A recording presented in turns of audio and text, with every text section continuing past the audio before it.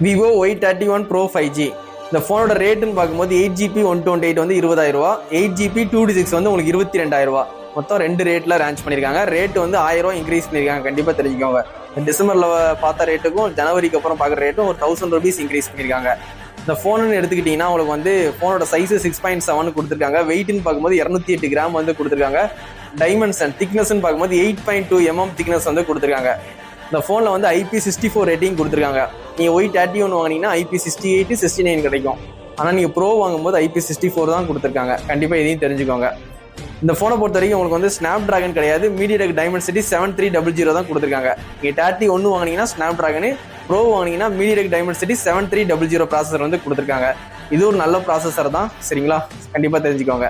இந்த ஃபோனை பொறுத்த வரைக்கும் பேட்டரின்னு பார்க்கும்போது 6500 mAh வந்து லியான் பேட்டரி வந்து கொடுத்துருக்காங்க. உங்களுக்கு அதுலேயும் லியான் பேட்டரி தான், இதுலேயும் லியான் பேட்டரி தான். இந்த 20 ரூபா பட்ஜெட்டில் விவோல வந்து லியான் பேட்டரி தான் கொடுப்பாங்க. அதையும் கண்டிப்பாக தெரிஞ்சுக்கோங்க. 44 வாட்ஸ் வந்து ஃபாஸ்ட் சார்ஜிங் சப்போர்ட்டும் கொடுத்துருக்காங்க. இந்த ஃபோனை பொறுத்த வரைக்கும் ப்ளூடூத்னு பார்க்கும்போது 5.4 கொடுத்துருக்காங்க, சரிங்களா? 31 ப்ரோவில் நீங்கள் 31 வாங்கினீங்கன்னா ப்ளூடூத் வந்து 4.2 தான் கொடுப்பாங்க. ரொம்ப ரொம்ப பழைய வெர்ஷன் தான் கொடுத்துருக்காங்க 31ல்.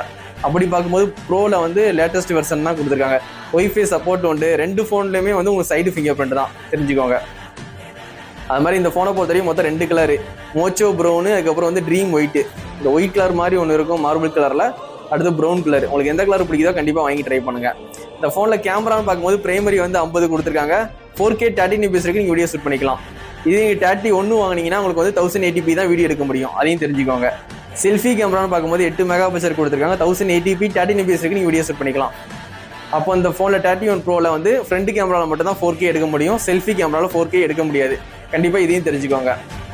இந்த ஃபோனோட பட்ஜெட்னு பார்க்கும்போது உங்களுக்கு வந்து 20,000 22,000 ரூபா. கண்டிப்பாக இந்த ஃபோன் வேணும்னா தளபதி மொபைல்ஸை கான்டாக்ட் பண்ணி கண்டிப்பாக வாங்கிக்கோங்க.